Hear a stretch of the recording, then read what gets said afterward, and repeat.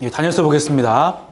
예, 다니엘은 서두에 말씀드린 것처럼 에스겔, 다니엘, 예레미야 함께 사역했던 분인데 이분은 특별히 바벨론 왕궁의 한 복판에서 그 나라의 고위 관리로 사역했던 분입니다. 이제 우리가 바벨론 이제 포로를 기준으로 해서 포로 이전에 기록됐던 예언서는 요엘, 요나, 아모스, 호세아, 미가, 이사야, 나훔, 스바냐, 예레미야, 하박국이 있겠고요. 바벨론 포로 시기에는 에스겔과 그리고 이제 포로로 끌려간 상태에서 이스라엘 멸망을 바라보면서 예레미야 예가를 기록했고, 또 에돔 족속을 향해서 오바댜 말씀이 기록되었고, 그리고 바벨론의 왕궁의 한 복판에서 다니엘 말씀이 기록이 되어집니다. 그리고 이제 바벨론 포로 귀환하죠. 에스겔 말씀과 같이 성전이 회복되어지는 이러한 것 가운데 학개, 스가랴, 말라기의 말씀을 통해서 전체 17권의 예언서가 기록이 되어집니다. 지역별로 보시면 바벨론의 이 한복판에서 기록된 말씀은 에스겔서와 다니엘서가 되겠습니다. 히브리어서 이제 이름을 보시면 다니엘인데, 다니엘은 하나님께서는 나의 심판자라고 하는 그러한 뜻을 가지고 있습니다. 다니엘은 이제 605년에 바벨론으로 끌려갔었고요. 남유다 왕족 한 가운데 한 사람이었습니다. 바벨론의 관리로 일하게 되었습니다. 기록자의 문제가 있는데, 이제 이것이 묵시문화 이렇게 되면서 기록자가 요즘에 비평학자들에 의해서 기록자가 다니엘이다, 다니엘이 아니다, 이제 이런 말씀이 있어요. 다니엘이 했고 나중에 후에는 이것이 다니엘 후에 2세기에 기록됐다 이런 말씀이 있는데, 어쨌든 이제 이 성경을 보시면 12장에 가면은 다니엘이 이걸 기록했다고 기록되어 있고, 탈무드나 또 예수님 말씀에서도 이렇게 다니엘의 글이라고 말씀해 주고 있습니다. 다니엘서에 이런 역본의 차이가 있는데 72인형은 한글 성경에 포함되어 있지 않은 부분들을 네 군데나 포함하고 있습니다. 이렇게 여러분 그 팁을 참고하시면 좋을 것 같고요. 다니엘서에 사용된 언어도 좀 많이 다릅니다. 1장부터 2장 4절 상반절까지는 히브리어, 그리고 2장 4절 하반절부터 7장 28절은 아람어, 8장 1절부터 12절 13절은 히브리어, 이렇게 구성되어 있기 때문에, 그래서 이제 이것이 다니엘이 했다 아니다는데, 다니엘이 기록하지 않았다고 하는 분들의 주장에 따르면 이거를 주장할 수가 없어요. 왜냐하면 1장부터 6장까지는 다니엘이 했고 그 뒤는 아니라고 하는데, 사실 이제 언어가 지금 섞여 있기 때문에 그 주장의 신빙성이 좀 이렇게 떨어지고, 아마 그렇게 생각할 수는 있겠지만, 어쨌든 다니엘서의 말씀을 통해 주시는 것은 우리에게 이 역사를 주관하신 하나님에 대해서 말씀하고 있기 때문에 이렇게 좀 다양한 언어가 사용되었다는 것을 여러분이 참고로 아시면 좋겠고요. 배경을 보시면 바벨론 왕국에서부터 바사 왕국으로 넘어가는 시대예요. 그래서 이 시대에 바벨론의 느부갓네살, 벨사살, 메대의 다리오, 또 고레스 이르기까지 이분들 다니엘이 섬겼던 그런 왕들의 그런 배경을 갖고 있습니다. 바벨론 제국이 이렇게 있었고, 그 다음에 페르시아 제국, 그러니까 성경에는 바사라 나오죠. 페르시아 제국에 대해서 이렇게 나와 있습니다. 자, 1차 포로로 바벨론으로 다니엘이 끌려가게 되었고요. 3년간의 공부를 마친 후에 다니엘은 왕을 섬기는 일을 하게 되었습니다. 꿈을 해석함으로 다니엘 높임을 받고 새 친구들을 지방 관리의 일을 하게 되는 일을 겪게 되죠. 그 다음에 느부갓네살은 7년 동안 이제 동물처럼 생활했던, 근데 아까 4장에 나오는 그런 꿈인데, 이러한 걸 우리가 함께 살펴보겠고요. 다니엘이 이제 나중에 보시면 예레미야의 70년 예언을 그때 깨닫게 돼요. 어떤 분은 다니엘이 바벨론에서 무엇을 했을까라고 했을 때, 이분이 이제 성경을 많이 여기서 집대성을 했다고 하는 그러한 이제 어서 들은 이야기예요. 정확한 건 아니고요. 그래서 다니엘이 여기서 이런 말씀을 집대성하고 연구하다가 예레미야의 말씀을 읽고 깨닫게 되어지는 이런 일들을 겪게 되었고, 이때 이제 539년에 다니엘의 사자굴 사건이 있게 되어집니다. 그리고 이것은 여기 나오는 우리 왕은 이렇게 바벨론의 왕이 있지만 다니엘에 등장하는 왕은 이렇게 느부갓네살 왕과 마지막에 바벨론의 마지막 벨사살 왕과 그리고 이제 그 메데바사의 고레스와 다리오 이렇게 나와 있다는 것을 보시면 되겠고, 주변에 원래 많은 왕이 있지만 다니엘서에 나와 있는 이 4명의 왕이 있다는 것입니다. 그 다음에 기록인들을 보시면 605년부터 546년까지, 근거는 1장 1절에 유다왕 여호야김 통치 3년, 그리고 이제 1장 21절에 고레스 왕 원년, 10장 1절에 고레스 제3년 이렇게 봐서 이제 605년부터 이제 605년부터 536년까지 저희가 함께 살펴볼 수 있겠고요. 자, 그 다음에 이제 기록 목록 보시면 포로라고 하는 어둡고 척박한 환경 속에서 신실하게 믿음을 지키는 언약 백성을 보호하시는 것을 증거하고 있고, 교만한 이방 왕과 이방 나라를 심판하심으로 말미암아 우상의 헛됨을 알리고 여호와께서 참 하나님이심을 증거합니다. 또 여호와께서는 이스라엘뿐만 아니라 열방의 통치자, 세상 모든 역사의 주관자이심을 증거하고 있습니다. 그리고 묵시적인 환상을 통해서 하나님께서 미래의 역사의 주관자이심을 증거하고 있고, 이스라엘의 회복을 하시고 영원한 메시아 왕국을 세우실 것을 증거하고 있습니다. 첫 절을 보시면 유다 왕 여호야김이 다스린 지 3년 되는 해, 이때부터 부르심을 받아서 마지막까지 하나님의 말씀을 선포하는 것을 볼 수 있겠고요. 그 다음에 그 다니엘서는 전체 12장이고요. 이제 전반부는 세상 나라를 다스리시는 하나님, 1장부터 6장까지 정확히 반 나눠져 있고, 또 7장부터 12장까지는 미래의 역사를 주관하신 하나님이에요. 여기서는 이제 역사적인 사건을 다뤘다고 한다면 여기는 미래의 그런 묵시적인 환상을 다루면서 미래에 대한 예언을 다루고 있습니다.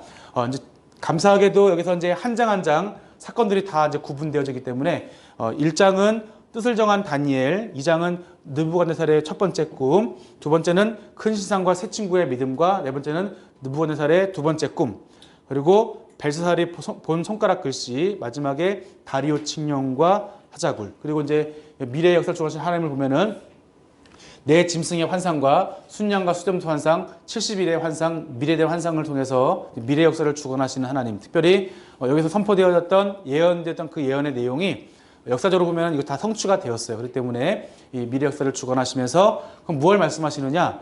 세상 나라를 다스리시는 하나님의 이런 역사 가운데 이게 보면 이제 다니엘과 세 친구들이 무엇을 굉장히 중요시하냐면, 그래서 믿음을 굉장히 중요시합니다. 그러니까 다니엘과 세 친구들의 이러한 믿음처럼 이 시대에 앞으로도 하나님의 어려운 굉장히 환란의 때가 있을 때 함께 동일한 마음으로 믿음을 지킬 것을 다니엘 후대의 사람들에게 또는 오늘날 저와 여러분들에게 이런 믿음을 강조하는 것을 볼 수 있겠고, 왜 그러냐면 하나님께서는 역사의 주관자 되시기 때문에 우리가 그 하나님을 신뢰하고 그분을 온전히 믿고 따를 것을 우리에게 말씀해 주십니다.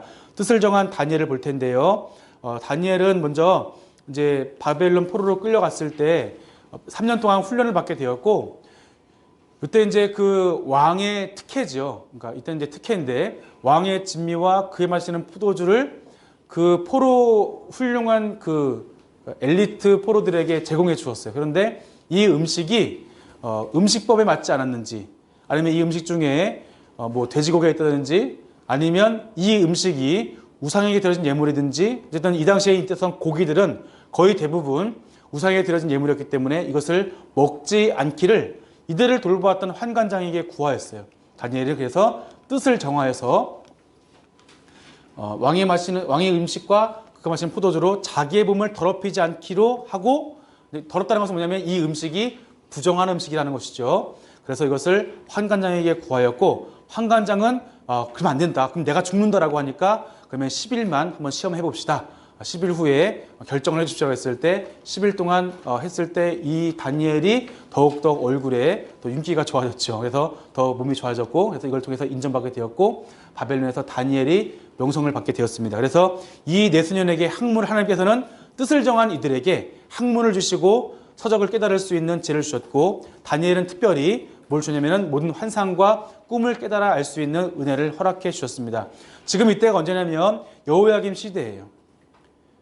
하나님의 말씀을 어기고 또 하나님의 뜻을 어기고 우상 숭배하면서 또 행음하면서 있었던 이들의 모습이었지만, 이 가운데 바벨론에 있었던 포로로 끌려온 이 사람들은 뭘 하느냐? 자기의 몸을 더럽히지 않기를 하나님께 구하고 뜻을 정하여서 이들의 믿음을 지켜나갔다고 하는 것입니다. 그래서 하나님께서 이들에게 학문을 주시고 또 지혜 주시고 다니엘에게는 환상과 꿈을 깨달을 수 있도록 은혜를 주셨다고 하는 것을 우리가 살펴볼 수가 있겠습니다. 자, 그리고 이제 다니엘이 이제 느부갓네살이 있는데, 느부갓네살이 꿈을 꾸죠. 꿈을 꿨는데 이 꿈이 너무나 궁금하고 답답한 거예요. 그래서 모든 지혜자와 수사를 불렀지만 뭐라 하냐면은 너희들 내 꿈을 맞춰라고 하니까 저희들에게 알려주시면 그 꿈을 해석해 드리겠습니다 했더니, 야, 너희들은 맨날 거짓말만 하는도다. 너희 정말 내 꿈을 풀 수 있으면 내 꿈을 먼저 맞춰. 그리고 그리고 내 꿈을 해석해봐 이랬을 때 어떻게 합니까? 못합니다 라고 했을 때 너희들 다 죽일 거야 라고 하는 거예요. 그때 다니엘도 이 죽음의 대상에 포함됐었는데 왜 이렇게 급하냐라고 하면서 시간의 말미를 좀 주고 하늘 하나님께 기도하고 그 세 친구들에게도 간절히 기도하게 함께 구하자라고 기도 부탁을 하고 다니엘이 기도 꿈을 꾸었을 때 하나님께서 그 꿈을 해석해 주십니다. 바로 이런 꿈이죠. 머리는 금이고 또 팔과 가슴은 은이고 또 여기에는 이제 동이고 철과 진흙 마지막엔 돌나라가 되어 있는데 여기서 이제 마지막 처음에는 금은 이제 뭐 이것을 역사적으로 이걸 통해서 이제 역사적인 이렇게 순서를 이렇게 말할 수 있어요. 그래서 처음에는 바벨론, 그다음에 페르시아, 그다음에 그리스, 그다음에 로마, 또 열국, 그다음에 마지막에 돌 나라 뭐냐면 하나님이 세우신 그런 나라를 의미하는데 뭐 역사적으로 이것이 지금 이제 일치가 되고 있기 때문에 이렇게 보는 경우도 이제 있습니다. 이제 이것이 여기 성경에는 이것이 뭐 바벨론이다 이렇게 탁 집어주지 않았기 때문에 우리가 알 수 없지만 이걸 통해서 역사적으로 증빙해 보면은 처음에는 바벨론이고 페르시아, 그리스, 로마, 철과 진흙 이렇게 볼 수가 있겠습니다. 이런 걸 통해서 느부갓네살의 꿈을 해석해 주게 되었고 이 꿈을 해석하게 되었을 때 이제 이 느부갓네살 왕의 고백은 이제 다니엘이 꿈을 해석하는데 하늘 하나님이 한 나라를 세우시리니 영원히 망하지 않고 아니할 것이요 이 모든 나라를 쳐서 멸망시키시고 영원히 설 것이라. 그러니까 다니엘이 그 시대 가운데 있을 때 마지막에 있었던 그 돌무더기가 이제 하나님께서 새로우신 나라이고 이 나라가 영원히 멸망하지 않을 것이다라고 했을 때 이때 이제 크신 하나님의 장래를 왕에게 알게 하셨고 그리고 여기서 느부갓네살의 고백은 무엇이냐면 너희 하나님은 참으로 모든 신들의 신이시고 모든 왕의 주제시다. 내 하나님은 또 은밀한 것을 나타내시는 분이라는 것을 여기서 말씀해 주고 있습니다. 지금 이때는 이스라엘 백성들도 하나님을 섬기지 않고 또 엘리야와 엘리사 그 이후에 있었던 수많은 선지자들 또 예레미야 선지자를 통해서 하나님께서 여호와께 하나님 되심을 선포했지만 그들은 하나님을 거부하고 회개하지 않고 멸망으로 치닫고 있는 중에 세계 왕국의 그 패권을 쥐고 있는 가장 강한 국가의 한 중심에 있는 왕은 뭐라 그러냐면은 하나님이 참 하나님이시다. 하나님이 모든 왕의 주제시다. 너희 하나님은 은밀한 것을 나타내시는 분이라는 것을 이때 다니엘에게 또 하나님께 고백하는 모습이 이 가운데 있다는 거예요.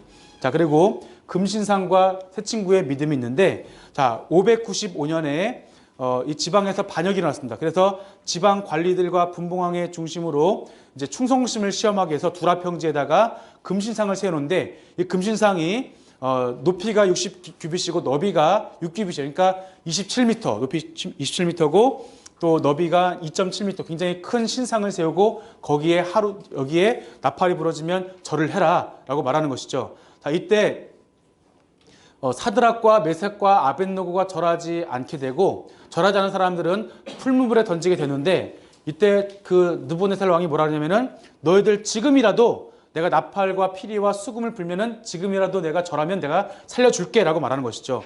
만약에 너희들이 절 안 하면 내가 풀무불 가운데 던져 넣을 거야 라고 말하죠. 그러면서 뭐라 하냐면은 능히 너희를 내 손에서 건져내시니 누가 있겠느냐라고 말하는 거예요. 왜냐하면 느부갓네살이 스스로 가장 강한 왕이었기 때문에 야, 나보다 강한 사람은 세상에 없어. 나보다 강한 신은 세상에 없어라고 말할 때 이 사드락과 메삭과 아벳느고가 무엇이라 고백하냐면 우리가 글에 대해서 대답할 필요가 없습니다. 우리는 이미 마음을 정했습니다. 뜻을 정한 다니엘처럼 이 세 친구도 뜻을 정하게 되었고 왕의 금신상에 절하지 않기를 결정을 합니다. 왕이여, 우리가 섬기는 하나님이 계시다면 우리가 맹렬히 타는 풀무불 가운데 던져 넣은다 할지라도 왕의 손에서 우리를 건져내실 것입니다. 그러나 그렇게 하시지 않는다 할지라도 우리가 우리의 왕의 신들을 섬기지도 아니하고 왕이 세우신 금신상에게 절하지 아니할 줄을 아옵소서라고 이제 왕에게 담대하게 말하는 겁니다. 예루살렘의 한복판에서는 하나님을 부인하고 그 성전에서 음행과 각종 추악한 죄가 저질러져 있는 그 때에 다니엘과 이 세 친구들은 믿음을 잘 지키고 있다는 거예요. 뜻을 정해서 이들에게 생명이 위협이 와도 죽음을 불사한 믿음을 지켜나가고 있다는 거예요. 그리고 이들의 믿음을 통해서 고백되어지는 것은 가장 강한 이방의 왕들이 하나님을 고백한다는 거예요. 믿음의 고백, 믿음의 결정이 그 왕들을 감동시키게 되었고 그 왕들로 하여금 하나님을 고백하게 되는 일들을 우리에게 전해주고 있습니다. 풀무불 속에서 하나님의 보호가 이루어지죠. 그들이 그들 가운데 풀물 가운데 던졌지만 얼마나 불이 뜨거운지 7번에 뜨겁게 했죠. 그 던진 사람들이 그 불에 타서 이제 죽게 되었고, 그 아내를 보았더니 3명이 아니라 사람의 모습을 한 신의 아들과 같은 그런 한 사람이 더 있었다. 하나님의 보호하심으로 인해서 그들이 살림받게 되었고, 그리고 그들은 머리털을 타지 않고 불냄새도 나지 않았다는 것을 우리가 성경은 우리에게 말씀해 주고 있습니다. 느부갓네살의 고백입니다. 사드락과 메삭과 아벳느고의 하나님을 찬송할지로다. 하나님의 이러한 위대함에 대해서 생명을 살리신 하나님에 대해서 오히려 느부갓네살 왕이 이렇게 하나님을 고백하는 모습을 볼 수 있습니다. 그래서 각 나라에 조서를 내립니다. 사드락과 메삭과 아벳느고의 하나님께 경솔히 말하는 그 사람들, 몸을 쪼개고 그 집을 걸음터로 삼을지니 이는 이같이 사람을 구원할 다른 신이 없다라고 느부갓네살이 고백을 하는 거예요. 여호와께서 구원이시다, 여호와께서 하나님이시라고 말했던 그 선자들의 외침 속에 이스라엘은 돌이키지 않았지만 오히려 죽음을 불사한, 그것도 포로민 가운데 죽음을 불사한 이 세 친구들의 믿음을 통해서 오히려 이방 왕이 뭐라 하냐면은 사람을 구원할 신이 없다는 것을, 하나님밖에 없다는 것을 고백하고 있습니다. 그리고 느부갓네살의 두 번째 꿈이 있는데 큰 나무에 꿈을 꾼다. 세상을 정복한 느부갓네살 왕이었지만 그런 그도 하나님 앞에서는 아무것도 아님을 느부갓네살의 꿈과 그의 꿈의 실현을 통해서 보여줍니다. 스스로 교만하여서 세상의 왕으로 생각했지만 결국 그도 지극히 높으신 하나님을 찬양하고 또 하늘의 주권을 인정하게 되어집니다. 먼저 이 느부갓네살이 1절부터 3절까지는 이 조서를 내리면서 하나님을 찬양하죠. 지극히 높으신 하나님이 내게 행하신 이적과 놀라운 일을 내가 알게 하기를 즐겨노라. 참으로 크도다 그의 이적이요 참으로 능하도다 그의 놀라운 일이요 그의 나라는 영원한 나라요 그의 통치는 대대에 이르르다. 이것이 어떤 예배 시간에 아니면 제사장이 아니면 성전 봉헌을 하면서 왕이 선포한 내용이 아니라 이방의 왕이, 하나님을 섬기지도 않았던 이방의 왕이 하나님의 그 지혜를 경험하고 나서 믿음을 통해 고백되어진 이러한 고백을 우리가 함께 살펴볼 수가 있습니다. 느부갓네살의 꿈은 무엇이냐면 이런 꿈이죠. 꿈을 꾸었는데 이제 벨드사살아 너에게 해석을 말하니까 너의 꿈을 꾸고 이 꿈에 대해서 지금 경험한 상태를 이야기하는 것인데 너의 지혜가 그 누구보다 뛰어나기 때문에 너 안에 거룩한 신들의 영이기 때문에 내 꿈을 해석할 사람은 너밖에 없다라고 하고 이러한 꿈을 해석해 주게 됩니다. 땅의 중심에 한 크고 견고한 나무가 있고 순찰자가 하늘에 내려와서 그 구루터기를 새와 노줄을 동이고 그 들풀 가운데 두어서 7대를 지내게 한다는 거예요. 이렇게 보내게 되면서 어떤 일이 벌어졌냐면 이 꿈에 대한 해석은 무엇이냐면 왕이 사람에게 쫓겨나서 들짐승과 함께 거하면서 소처럼 풀을 먹고 하늘 이슬에 젖을 것이며 이렇게 7대 7년을 지낸다고 하는 것입니다. 자, 그래서 이제 이 왕이 세상의 왕이었지만 이 말씀을 듣게 되었을 때 정말 자기에 대한 어떻게 보면 그 교만한 느부갓네살이었지만 하나님의 말씀을 경험하고 또한 그 믿음을 강한 그 친구들의 또 다니엘의 삶을 통해서 이들이 하나님을 고백했지만 여전히 교만해진 느부갓네살이죠. 이 느부갓네살에게 하나님께서 이런 환상을 보여주시면서 너가 사람에게 쫓겨나서 들짐승과 함께 거하고 또 소처럼 풀을 먹고 또 이슬에 젖을 것이고 7대를 지낸다는 이것이 성취가 되었습니다.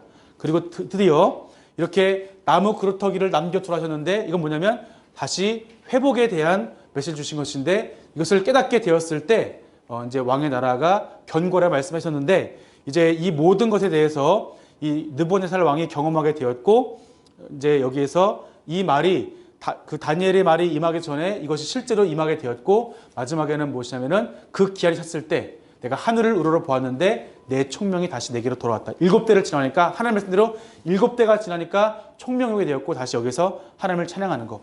비록 자신이 교만해져서 정말 짐승처럼 소처럼 풀을 뜯고 또 이슬에 젖어 있었지만 하나님의 그 7년의 때를 기억하면서 하늘을 우러러 보았을 때 그 모든 것이 자기에게 실현되는 걸 통해서 하나님을 높이고 경배하는 이러한 모습을 볼 수가 있습니다. 자, 그는 자기 뜻대로 행하시나니 그의 손을 금하시든지 혹시 이르기를 내가 무엇을 하느냐 하고 할 자가 아무도 없도다. 이것이 느부갓네살 왕의 고백입니다. 하나님께서는 자기의 뜻대로 행하신다는 거예요. 자신이 스스로 왕이 되어서 모든 나라를 통치할 수 있는 왕이었지만 하나님께서는 그가 왕이 아니라 하나님께서 온 세상의 왕이심을, 세상에서 가장 강한 왕도 높이실 수 있고 낮칠 수 있는 하나님이심을 여기에서 느부갓네살은 고백을 하고 있습니다. 그 총명이 돌아왔고 내게 돌아왔고 찾아왔다. 그래서 하나님의 하늘의 왕을 찬양하며 칭송하며 경배하노니 교만하게 행하는 자를 그가 능히 낮추십니다. 자신의 고백이 되겠습니다. 그 다음에 벨사살이 본 이제 꿈의 환상을 다니엘이 해석해 주는데요. 잔치를 즐기고 있을 때 벨사살이 꿈을 꿉니다. 그리고 굉장히 무릎이 떨릴 정도로 이제 두려움이 있었는데 이때 벽에 쓴 글씨를 본 것이죠. 자, 뭐라 썼냐면은 보이시죠? 예. 읽혀지시나요? 예. 예. 메네메네 데겔 우바르신 이렇게 쓰여 있습니다. 써 있는데 데겔 같은 경우는 뭐냐면은 이제 우리가 메네는 하나님이 이미 왕의 나라를 세대를 세워서 그것으로 끝나겠다. 벨사살은 이제 끝났다는 것이고, 데겔은 왕의 저울을 달아보니 부족함이 보였다.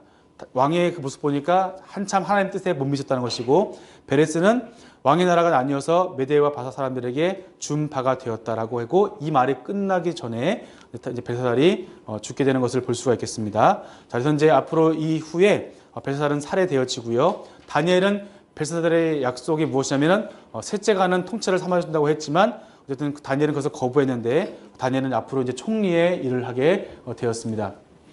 그리고 이후에 벨사살이 죽임을 당하게 되었고 메대 사람 다리오가 나라 얻은 거죠. 그러니까 이제 바벨론이 이때 패망하게 되고 메대 사람이 이제 바벨론을 차지하게 되었고 이제 다리오가 이 나라를 얻게 되었고 이때부터 다리오가 이제 62세에 이제 이 바벨론을 침공하고 멸망에 이르게 했다는 것이죠. 그래서 세계의 패권에 대한 지도가 다시 바뀌게 되는 거예요. 이제 바벨론이 멸망하게 되어지고 메대 나라가 여기를 다스리게 되고 페르시아 왕국이 형성되어지는 것을 볼 수가 있겠습니다. 자, 그리고 마지막에 이제 페르시아 시대에 바사 시대에 다리오 왕 때가 있는데 이때 다니엘이 이제 세 번째 통치자로 있게 되고 총리로 있게 되니까 이제 고관들이 다니엘이 굉장히 이제 얄미운 거죠. 그래서 다니엘을 뭔가 꾀할 방법이 없게 하다가 다니엘이 기도하는 것을 알고 다니엘이 꾀를 넘겨서 왕에게 말하는 거예요. 지금부터 한 달 동안 왕이나 다른 신에게 경배하지 아니하면 다른 신을 숭배하면 그를 사자 밥을 되게 합시라고 했을 때 이제 다니엘이 이제 다리오 왕이 이걸 좋게 여기고 사실 이제 이 신하들의 꾀임이 넘어간 거죠. 다니엘은 여전히 자기가 죽음에 이르는 위협 앞에서 하루에 3번씩 예루살렘 성전을 향하여 문을 열고 날마다 기도를 한 것이죠. 근데 이 사실을 그 신하들이 왕에게 고발을 하게 되었고 왕은 꾀임에 넘어가 않았지만 그가 도장을 찍었기 때문에 할 수 없이 왕이 다니엘을 사자굴에 집어넣을 수밖에 없었던 이런 상황이 생기게 되었습니다. 사자굴 속에 빠진 다니엘인데 이때 다니엘 나이가 소년이 아니라 80 더 된 어르신의 모습이라는 걸 여러분이 생각하시면 좋을 것 같고요. 다니엘이 빠지게 되었을 때 그 한참 동안 밤새도록 이 다리오 왕이 잠을 못 자고 있을 때 다니엘에게 새벽에 와서 뭐라냐면은 살아계시는 하나님의 종 다니엘아, 너가 항상 섬기는 내 하나님이 사자들에게서 능히 너를 구원하셨느냐. 아까 우리가 그 누구나 보면은 누가 능히 너희를 건져내시니 없다는 거죠. 가장 강한 왕이니까요. 여기서 이제는 이 다리오 왕의 고백은 무엇이냐면 하나님께서는 능히 너를 구원하실 수 있을 것 같은데 정말 너를 구원하신다라고 물었을 때 다니엘이 거기에서 건짐을 받게 되었다는 것이죠. 자, 왜 건짐받았는가? 그가 자기 하나님을 믿었음이니라. 하나님께서는 그 믿음, 죽음에 이르는 상황 속이죠. 그러니까 다니엘이 그 왕의 진미와 그의 마시는 포도주로 이제 그걸 먹기를 거부했을 때 다니엘은 뜻을 정해서 그것을 먹기를 거부했고 다니엘 세 친구들도 그 왕의 금신상에게 절하기를 거부했었고 왜냐하면 하나님을 신뢰하기 때문이에요. 그리고 마지막에 이 3번 절하는 것도 세 번 예배한 것도 기도한 것을 멈추지 않은 이유는 무엇이냐면 하나님을 신뢰하기 때문에 내가 이방 신을 섬기지 아니하고 하나님만 섬기겠다고는 이러한 고백 가운데 다니엘은 하루에 3번씩 기도했다는 거예요. 솔로몬이 한 기도 중에 뭐냐면 우리 민족이 죄악을 저질러서 이방의 포로로 끌려갔을 때 주께 기도하거든 주께서는 우리를 회복시켜 주십시오.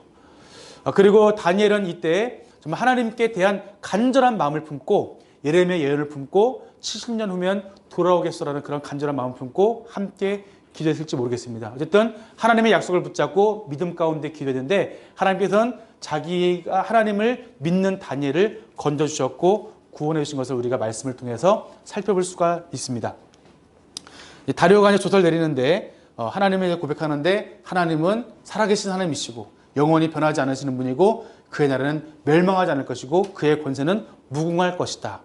세대토록 영원히 함께 통치하시는 여호와라는 의미에서 말씀하고 있고 그는 구원도 하시며 건전하기도 하시고 하늘에서든지 땅에서든지 이적과 기사를 행하시는 이로써 다니엘을 구하여 사자의 입에서 벗어나겠다는 이 다리오 왕의 고백이 있다는 거예요. 참 감사한 건 신기한 건 무엇이냐면 이들이 믿음을 지킬 때마다 이들의 믿음의 고백을 할 때마다 하나님이 주신 지혜로 말미암아 그 꿈을 3번이나 해석을 할 때마다 어떤 일이 벌어지냐면 세상의 왕이 세계의 모든 열국의 패권을 잡고 있는 그 왕들이 하나님을 살아계신 하나님으로 영원 무궁하신 하나님으로 고백한다고 하는 겁니다. 이때가 아시겠지만 반복해서 말씀드리지만 예루살렘에서는 하나님을 부인하고 음행과 우상을 섬기는 이 시대에 하나님께서는 이런 다니엘과 뜻을 정한 또 새 친구들 믿음을 갖고 있는 사람들의 이러한 삶의 모습을 통해서 이방 왕 중에서 가장 강한 사람들로 하여금 하나님을 고백하게 하는 이런 역사를 일으켜 세워주신다는 거예요. 그렇기 때문에 이방 이런 모습 가운데 세상의 나라를 다스리시는 하나님의 모습에 대해서 나타났던 거예요. 그들이 비록 포로를 할지라도 버림받았다 할지라도 세상의 한복판에서 그 믿음의 사람들로 하여금 고백하게 하시는 하나님의 모습이 나타났습니다. 그 다음에 미래 역사를 주관하시는 하나님이신데요. 내 짐승의 환상이 있습니다. 이제 여기서는 이제 미래의 역사를 대해서 나타나 있겠고요.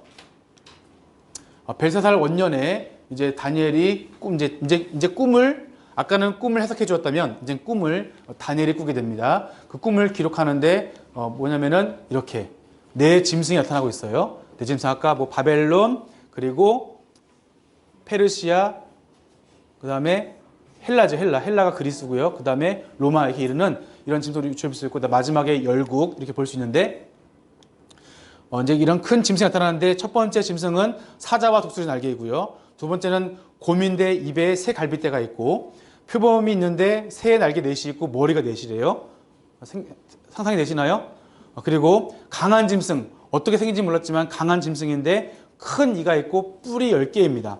사자는 바벨론을 상징하고 곰은 페르시아, 표범은 헬라의 이러한 네 나라. 왜냐하면 표범이 머리가 4개니까 네 나라를 상징하는데요.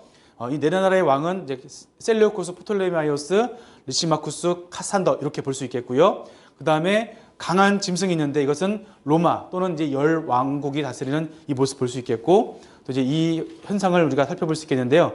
이때 환상에 대한 해석이 있는데 아까 지금 말씀드린처럼 그런 그 네 나라에 대한 그런 환상을 보여주고 있습니다. 그리고 알렉산더 왕의 제국 이것이 이제 헬라 제국인데 이 알렉산더의 제국 이후에 알렉산더가 죽고 나서 그 나라가 4명의 장군으로 분리가 되어져요. 알렉산더 굉장히 왕으로서는 굉장히 탁월했던 왕이었는데 젊은 나이에 죽게 되죠. 젊은 나이에 이렇게 세계의 열국을 품었던 사람이었지만 젊은 나이에 죽게 되었고 그 후에 4명의 장군들이 나라를 이어서 통치하는 모습을 보게 됩니다. 순양과 순년도 해석이 있는데요. 이제 벨사살 왕 3년에 환상이 나타나는데 환상이 이겁니다. 순염소와 순양이 있죠. 순염소는 뿔이 2개인데 이것은 메대와 바사를 뜻하고 이 순염소는 뿔이 하나인데 이 뿔이 나중에 사라진 건 뭐냐면 뿔 하나에 굉장히 강한 뿔이죠. 이 하나에 있는 순염소가 2개 있는 이 순양을 이겼어요. 그러니까 뭐냐면 이 메대 바사를 헬라가 이겼다는 뜻이 되겠고 이 뿔이 없어진 것은 알렉산더 왕이 죽은 것이고 4개의 뿔이었다는 것은 그 후에 4개의 갈라진 그런 나라들이 생겼다는 것인데 이걸 이제 환상으로 보여주시는 겁니다. 2뿔 가진 순양은 메대 바사 왕들이고 털 많은 순양소는 헬라 왕이고 큰 뿔은 곧 이제 첫째 왕가 알렉산더를 말하는 것이고요. 4뿔인데 4나라 마지막 때에 바요들이 가득할 즈음에 한 왕이 일어나겠다. 한 왕이 누구냐면은 우리가 안티오쿠스 4세 에피파네스입니다. 그러니까 정식 이름은 안티오코스 4세고요. 에피파네스는 무엇이냐면 신의 현현이에요. 우리가 하나님께서 우리와 함께 하신다는 임마누엘인 것처럼 여기서 이제 에피파네스 이건 뭐냐면 신의 현현. 나는 안티오쿠스 4세인데 나는 신이다 라고 하는 것인데 그게 이 사람의 공식 명칭이었어요. 안티오쿠스 4세 에피파네스 그 왕이 일어날 것을 여기서 예언하고 있습니다. 그 한 왕이 뭘 하냐면은 강한 자들과 거룩한 백성을 멸하리라. 실제로 이제 우리가 그 에피파네스 4세, 안티오쿠스 4세 에피파네스가 예루살렘 성전에서 가증한 제사를 드렸는데 돼지의 피로 제사를 드리고 거기에 제우스 신상을 세우면서 했던 것이 역사적으로 있었습니다. 바로 거기서 강한 자들과 거룩한 백성을 멸하게 되는 이러한 현상을 보게 되겠고, 그리고 이제 또 스스로 서서 만왕의 왕을 대적할 것이지만 그 사람의 손으로 말렴지 않고 깨지리라고 말씀하고 있습니다. 환상에 대한 해석은 이제 이것이죠. 셀레우쿠스와 프톨레이마이오스, 그다음에 리시마쿠스, 카산더 이렇게 되어 있는데, 여기에 이제 셀레우쿠스의 나라 가운데 8번째 왕이 안티오쿠스 4세 에피파네스가 되는 거예요. 그래서 이 사람이 여기에서 이제 이스라엘의 예루살렘 성전에서 돼지의 피로, 이 당시에 이제 요 당시 헬라 시대에는 과도한 아주 과격한 헬라화, 지금은 이제 뭐가 있냐면은 초콜릿이 있으면 초콜릿이 이제 어디게 좋죠? 예. 이제 초콜릿은 별로 이렇게 신선하지 않은가 본데요. 예, 가나가지고 있는 거예요. 예, 벨기에 게 좋대요. 근데 뭐 예를 들어서 이제 요즘에는 이제 뭐가 있냐면은 이건 제가 잘못된 예를 듣고 죄송합니다. 이건 잘라주세요. 자, 이제 우리가 지금 이제 제가 대답은 하지 마시고 상상만 하시면 돼요. 지금 세계에 패권을 쥐고 있는 나라가 있어요. 그런 나라들이 있다는 거예요. 그것처럼 그걸 꿈꾸고, 얼마 전에 뭐 아메리칸 무슨 나라 하면서 그 나라가 가면은 뭐든지 승리할 것 같은 것, 그런 것처럼 이 당시에도 헬라어가 있는 거예요.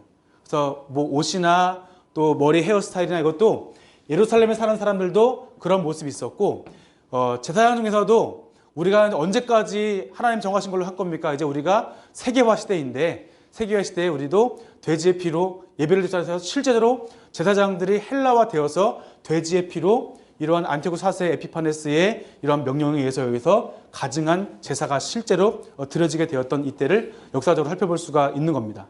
자, 이 상황에 또 여기서 제우스 신상을 성전에 두고 또 멸망으로 시작하게 되는 이러한 모습이 실제로 벌어지게 되는데, 이거에 대해서 다니엘이 환상을 보게 된 것이죠.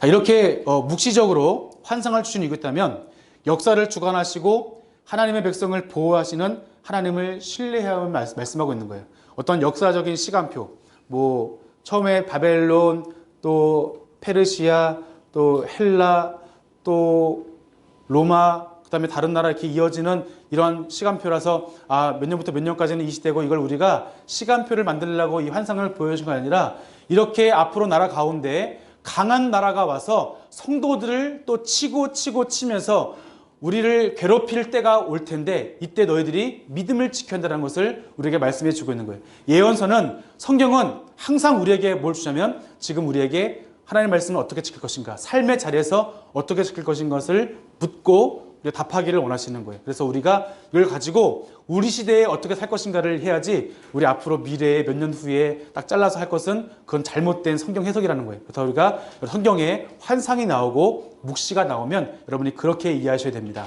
그래서 우리가 이렇게 환상을 볼 수 있게, 여러분이 아마 책에 나올 거고 이것이 여러분에게 드려지는 PPT에 다 제공이 될 것입니다. 그 다음에 70일의 환상이에요. 이때 다니엘의 기도 중에 환상을 보는데 예레미야가 알려주신 그 70년의 그 연수를 깨닫게 되었어요. 70년 만에 이것이 그치게 되리라. 이때가 이제 다리오 때니까요. 다리오가 이 사자굴에 들어왔을 때니까 이때가 아마 그 6장의 배경과 비슷한 배경일 텐데, 이때 다니엘이 이걸 놓고 죄를 뒤집어 쓰고 하나님께 간구하기를 열심을 다합니다. 그리고 이 수치가 떠나가기를 간구하면서 선지자들에게 부탁하여 우리 앞에 세우신 율법을 행하지 않았다는 이 모습을 통해서 하나님께 기도하고 간구하는 다니엘의 모습을 볼 수 있겠고요. 온 이스라엘의 주의 율법을 범하고 치우쳐서 주의 목소리를 듣지 아니하였기 때문에 우리가 범죄했습니다. 그러니까 느헤미야도 보면 느헤미야가 나중에 성전 재건하면서 뭐냐면 하나님의 소식을 듣고 나의 죄악을 용서해 주십시오. 우리의 아버지의 죄악을 용서해 주시고 이 민족의 죄악을 용서해 주십시오라고 했던 이 느헤미야의 기도처럼 다니엘도 여기에서 우리가 범죄했습니다, 제가 범죄했습니다, 이스라엘이 범죄했습니다고 하나님께 회개 기도드리는 이 모습을 볼 수가 있습니다. 이러한 말씀을 깨달았을 때 이 말씀에 대해서 70일에 대한 이제 가브리엘의 설명이 있고, 70일에 70년여쯤에서는 70일에를 기한으로 정하신 것을 말씀해 주고 있으면서, 또 이제 뭐 7일에 62일에가 지나고 왕이 일어나기까지 7일에 62일에가 지날 것이고, 마지막에 한 일회가 와서 장차 한 왕이 온다. 이것은 이제 맨 마지막에 지금이 이제 초림부터 재림까지에 있었던 지금이 종말의 시간이잖아요. 이 종말 시간인데 마지막에 한 왕이 누구냐면 주께서 마지막에 종국에 심판하시는 심판주로 오실 때 그 한 왕이 와서 모든 것을 심판하실 것이라는 거예요. 지금 너희들에게 주셨던, 그러니까 이 이스라엘에 주셨던 이 심판의 메시지, 앞으로 나타날 바벨론과 또 페르시아와 헬라와 로마와 그 이후에 이어지는 수많은 왕들이 일어날 때, 특별히 그 네 뿔 중에 한 뿔 왕이 나타나서 그들을 괴롭히고 멸망에 가져가는 것이 서는 그러한 때에 너희들이 무엇을 하면은 이제 마지막에는 그것이 그들이 활기를 친다 할지라도 마지막에는 한 왕이 와서 그들을 다 멸하시고 회복해 하신다는 그런 약속을 허락해 주시는 겁니다.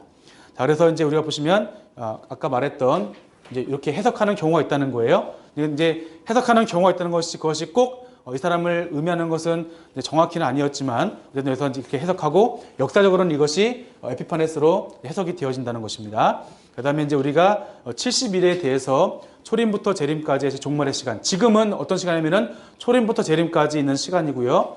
이제 그런 시간이 여러분이 기억하시면 좋겠고요. 그다음에 이제 미래에 대한 환상입니다. 마지막에 희대강가의 환상이 있는데 다니엘이 전쟁에 관한 큰 소식을 듣게 되었고 이때 세 일 동안 기도하게 됩니다. 그리고 이제 수호천사 미가엘의 도착 지연으로 인해서 왜 그래 늦었냐고 하니까 내가 늦었는데 바사왕과 싸우다 늦었다라고 말하면서 다니엘이 이제 이 모습을 이제 보면서 그 환상에 대해서 앞으로 나타날 큰 전쟁. 그러니까 지금 이 묵시를 주시는 것은 뭐냐면 이 묵시의 내용이 무엇이냐면 앞으로 큰 전쟁이 날 거다. 앞으로 큰 환란이 일어날 것이다. 요한계시록 말씀도 무엇이죠? 앞으로 큰 환란이 일어날 것이다. 그럼 무엇을 요구하냐면 우리에게 그러니까 시간표를 잘 짜라가 아니라 그러니까 너희들이 어떻게 삶의 자리에 살아갈 것인가를 우리에게 말씀해 주고 있는 겁니다. 이제 마지막에 보면은 한 사람이 세마포스를 입었고 이제 나타나실 것인데 이것이 이제 그 시대에 나타난 그런 한 사람의 모습이 되겠고요. 열방에 대한 예언이 있습니다. 또 헬라인이 유대인을 대적하기 위해서 올 것인데 바사와 헬라의 전쟁이 있겠고 아까 말했던 그 네 나라에 대해서 앞으로 이런 전쟁이 날 것이고 셀레우코스에 있었던 그 후에 여덟 번째 왕이었던 안티오코스 4세에 대한 내용도 우리가 한번 이렇게 생각을 해볼 수가 있습니다. 그리고 마지막에 종말이 임하게 되는데 이때 도와줄 자가 아무것도 없다는 것을 우리에게 말씀하십니다. 그리고 유다인에 대한 말씀이 있는데 마지막에 어떤 거냐면은 너희들에게 큰 환란이 있다. 아까 10장에서는 큰 전쟁이 있다. 여기서는 큰 환란이 있다. 그런데 이때 어떠냐면은 그 백성 중에 책에 기록된 자가 구원을 얻을 것이다. 생명책에 기록된 자가 구원을 얻을 것이라는 거예요. 그러면 누가 생명책에 기록될 것이냐? 그러면은 우리가 많은 사람이 깨어나서 영생을 받는 자도 있고 수치를 당해서 영원히 부끄러움을 당하는 사람도 있다는 거예요. 우리의 삶의 자리에서. 앞으로 큰 전쟁과 환란이 있을 때 어떤 사람은 영생을 받는 자가 있는가 하면 어떤 사람은 영원히 부끄러움을 당할 자가 있다는 거예요. 그렇지만 지혜 있는 자는 궁창과 같이 빛날 것이고 많은 사람들을 옳은 대로 이끌어내는 사람들은 별과 같이 영원히 빛나리라. 빛나는 믿음을 여기에서 말씀해 주고 있는 겁니다. 환란과 전쟁의 때에 세계의 역사를 주관하시는 하나님이 계시기 때문에 너희들은 어떤 환란과 전쟁이 있다 할지라도 믿음을 지킬 것을 말씀해 주고 있는 거예요. 이런 사람이 생명책에 기록이 된다는 것이죠. 자, 이 말은 마지막 때까지 마지막 연회 때문에 이것을 봉함할 것이고 오직 지혜에 있는 자는 이것을 깨달아 알라는 거예요. 매일 드리는 제사를 폐하고 또 가진 것을 세울 때 1290일을 지낼 것이요. 그러니까 이 기간은 정확히 1290일을 의미하는 것이 아니라 이 시기가 사실은 안티오쿠스 4세 에피파네스가 그 성전에서 성전제사를 유린했던 이러한 기간이 사실은 이 기간과 비슷한 기간이었어요. 그러니까 이렇게 계속 또 말씀을 통해서 예언이 되어진 것이고요. 근데 이러한 기간 정말 하나님께 예배드릴 수 없고 심지어 하나님의 성전에 정말 더러운 우상 숭배가 있는 그때가 온다 할지라도 너희들은 참고 기다리고 그리고 오히려 이 시기를 넘어서 더 긴 시간 동안 참는 그 사람은 복이 있다고 말씀하시는 겁니다. 그리고 또 마지막까지 끝까지 참아라. 그리고 평안을 쉬다가 끝날엔 너가 내가 평안을 줄 거야. 너의 몫을 누리게 해줄 거라고 말씀해 주고 있습니다. 다니엘서를 마치겠습니다. 다니엘서는 세상의 역사를 주관하시는 하나님, 그리고 여기에서는 역사적인 기록이 있고 또 후에는 미래에 대한 예언이 있습니다.